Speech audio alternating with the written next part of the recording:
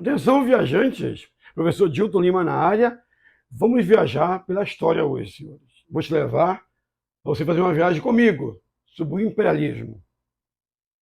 Falar com vocês sobre a evolução da história desse mundo capitalista, que atinge a sua última fase, que é o chamado capitalismo financeiro. Viaja comigo!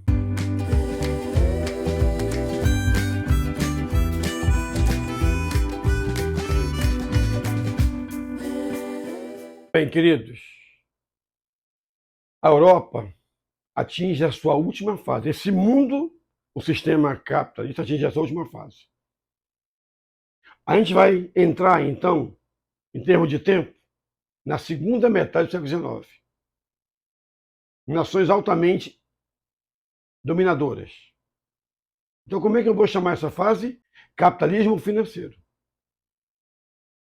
Você percebe, então, que o mundo vai se envolver numa outra revolução industrial. Já teve a primeira, eu vou ter então a segunda revolução industrial. Nações que eu vou chamar de nações imperialistas, que certamente vão precisar de novas matérias-primas, fonte de energia, e precisam garantir reserva de mercado. Então, quais são essas nações? Quais são essas organizações econômicas que vão fortalecer esse mundo capitalista? É isso que eu vou conversar contigo. Tá beleza? Observa comigo esta imagem, para você ter claro da força do poder desse capitalismo, dessa fase imperialista. Olha comigo. Meus queridos, você está observando uma imagem praticamente do mundo, para ter uma ideia do domínio imperialista ao iniciar o século XX. Era 1905. E você já observa que justamente eles já vão buscar todo um domínio de novas áreas coloniais, aonde? Na África e na Ásia. E praticamente a Oceania. Por isso que a gente chama na nossa visão de história de partilha afroasiática. São nações altamente gananciosas. Nações que vão começar a impor militarmente e economicamente. Por isso que é um domínio imperialista. Aí você já observou justamente isso, essa aglomeração de poder na mão dessas nações. Que nações são essas? Praticamente a Europa, a América e a Ásia. Se você me acompanhar observando o mapa da Europa, você percebe que nesse momento ela continua sendo a detentora do poder, a Inglaterra. Só que agora, nesse momento histórico, ela não vai ser mais a única, não.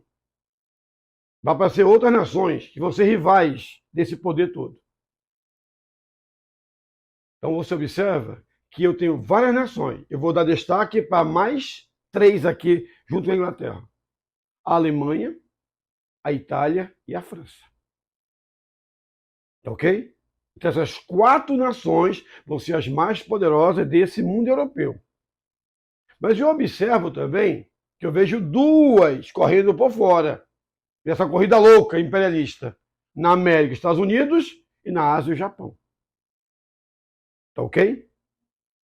Então essa forma de se organizar da produção e vai alcançar a segunda revolução industrial.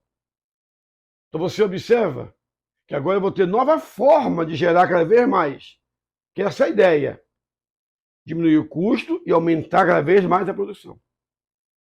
Por isso é importante você compreender, se você puder fazer uma relação entre a primeira e a segunda revolução industrial. A primeira revolução foi praticamente britânica, essa não. Ela vai envolver outras nações, até já te falei. Ó. Nessa segunda revolução industrial, eu vou ter uma nova forma de gerar a energia.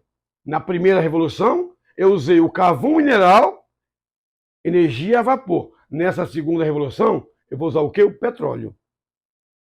E a energia? Eletricidade.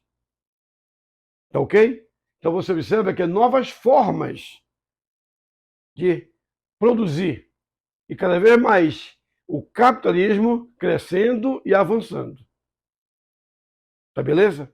E o que vai acontecer com essas nações europeias? Que vão acabar querendo ser cada vez mais dominantes. Com certeza alguém vai querer tirar proveito disso. Querer desbancar o poder que é da Inglaterra. Não é à toa que essa ganância imperialista, essa evolução toda, vai acabar gerando o quê? A Primeira Guerra Mundial. Esse avanço tecnológico todo, na segunda metade do século XIX, eu vou ter justamente os grandes avanços científicos. Então você percebe que eu vou ter uma série de inventos, uma série de realizações. Monnier, né, inventa o concreto armado. Elias Otis, o elevador. Edwin Drake foi o primeiro poço de petróleo. Nicolau Otto, motor a combustão. Hertz, as ondas de rádio. Carl Benz pegou aquele motor do Nicolaus Otto e montou o primeiro veículo. Rudolf Diesel inventou o motor a diesel. Dunlop inventou o pneu de borracha. Alexander Graham Bell, o telefone. Thomas Alva Edison é o inventor da lâmpada elétrica, do fonógrafo. John Montgomery, o planador. James Maxwell, a fotografia colorida. John Gatling inventou a metralhadora. Alfred Bernard Nobel, a dinamite. Robert Anderson, o carro elétrico. Louis Pasteur, a pasteurização. Na América nós temos o destaque para o bilionário Henry Ford. Então você percebe que o automóvel é a produção mais importante dessa segunda revolução industrial. Primeira revolução, a indústria têxtil. Eu continuo tendo, claro, tecidos agora, mas o carro-chefe, a principal indústria agora é a automobilística. Não é à toa que você vai perceber muito bem a presença dessas nações imperialistas aqui na Amazônia, desembarcando nas duas principais cidades, Manaus e Belém. Porque eles querem o quê? A borracha para poder confeccionar o pneu. Então eu tive na América o grande Henry Ford, que inclusive ele vai inventar uma técnica de fabricação do automóvel, que até hoje é modelo, o Fordismo, que vai usar a esteira, a confecção de uma produção em série. Este período que a gente percebe de hegemonia, exuberância inglesa, ficou chamado de Era Vitoriana. Você percebe até a imagem da rainha Alexandrina Vitória Regina, que aos 18 anos herdou o trono do seu tio, o rei da Inglaterra, Guilherme IV. Foi o reinado mais longo da história da Inglaterra, senhores. A rainha Vitória ficou no poder por 64 anos. Ela comandou o Império Britânico e o seu momento foi de esplendor, de conquista, exuberância. Daí chamamos de Era Vitoriana. No Oriente nós temos o Japão como destaque. Então você vai chamar esse esplendor do crescimento, dos capitais que vão ser colocados dentro do Japão, a famosa Era Meiji. Você até percebe o imperador Mitsuhito, que foi o 122º imperador do Japão. Foi um dos grandes autores da modernização política e econômica do Japão, senhores. O Japão tornar-se-á uma potência ao iniciar o século XX. Então o Japão, que vivia um sistema feudal, o chamado shogunato, e essa presença ocidental introduzindo esses capitais, vai gerar uma modernização do Japão. A essa modernização chamamos de Era ou Revolução Meiji. Você percebe que dentro desse capitalismo financeiro, eu tenho a organização das grandes companhias. Tanto é que você sente até hoje essas organizações no nosso dia a dia. E eu quero dar ênfase aqui às 3 grandes organizações. Primeiro, os trusts. que acontece quando há uma fusão de empresas, nascendo uma nova empresa para dominar ainda mais o setor de mercado. Vou citar como exemplo a fusão da Sadia com a Perdigão, nascendo a Brasil Foods. E a fusão das empresas do ramo de cerveja e refrigerante, a Antártica, a Brahma e a Skol, nascendo o quê? A Ambev. Então isso são trustes, porque há uma fusão de empresas, nascendo uma nova empresa para dominar ainda mais o ramo do mercado que elas constituem. A segunda organização são os cartéis, onde eu tenho grandes empresas que vão fazer um acordo, estabelecendo um preço mínimo para dominar ainda mais os mercados. O cartel mais famoso é o cartel do combustível, onde você percebe grandes marcas aí, aqui no nosso Brasil, como a Shell, Texaco, Mobil, BR, Atem, Ipiranga, e onde você coloca o seu automóvel para abastecer, o preço é o mesmo. Então o que é isso? Cartel. E os holdings, que é uma organização de várias empresas, onde cada uma tem um montante de ações, de vários produtos no grupo. E a empresa que tem a maior quantidade de ações é a sócia majoritária e controla o grupo. Por exemplo, o Grupo Silvio Santos, o Grupo Pão de Açúcar e o Grupo Friboi. Como nós falamos no início da nossa aula, desse bate-papo com vocês, essas nações altamente imperialistas precisam buscar matéria-prima, fonte de energia, promover o seu parque industrial e procurar garantir reserva de mercado. Eles já têm dominado a América, então eles vão buscar agora outras áreas, a África e a Ásia.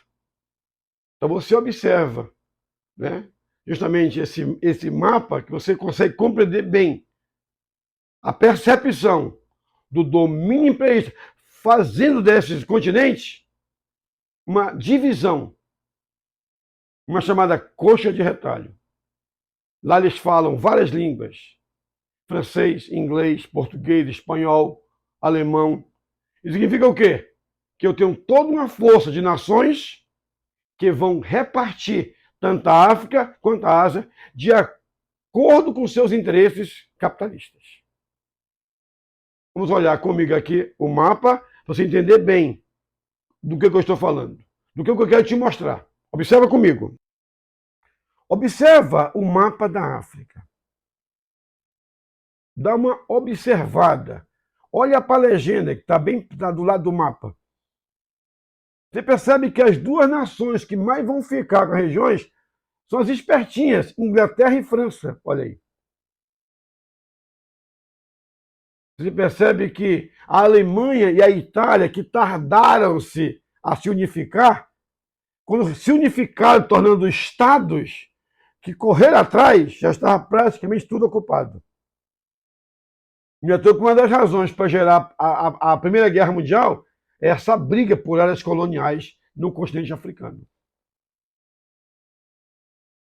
No outro mapa, você percebe a mesma coisa, a Ásia.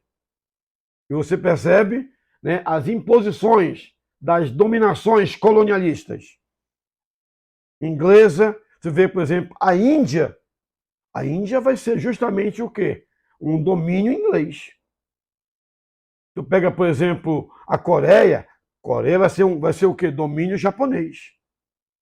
Tu pega os Estados Unidos, eles vão dominar Filipinas, né? E o Havaí. Eles vão ter uma área dominadora aí no Havaí. Tu pega aquela região da Sumatra, Bornéu, é a presença holandesa ali. Então é a Europa ali capitalista, com mais essas forças, né, norte-americana e japonesa, buscando cada vez mais o seu espaço. Eu quero só chamar a tua atenção que justamente a nação mais cobiçada por eles foi a China. Tu vê que a China, nos dias de hoje, ela é uma potência. Ela faz uma rivalidade hoje com os Estados Unidos. Mas nessa época, não. ela vai ser uma área que vai ser invadida por eles. Praticamente todo mundo quer a China. Imagina, ela tem simplesmente 500 milhões de pessoas. Então, o que significa isso? Mercado consumidor. Então, observe essa imagem e você percebe justamente todo mundo brigando por um pedaço da China. Até o Japão quer um pedaço da China. Então, meus amigos, essa foi a viagem que eu quis mostrar para você. De uma Europa que chegou na última fase do sistema capitalista. Lembra o nome? Capitalismo financeiro.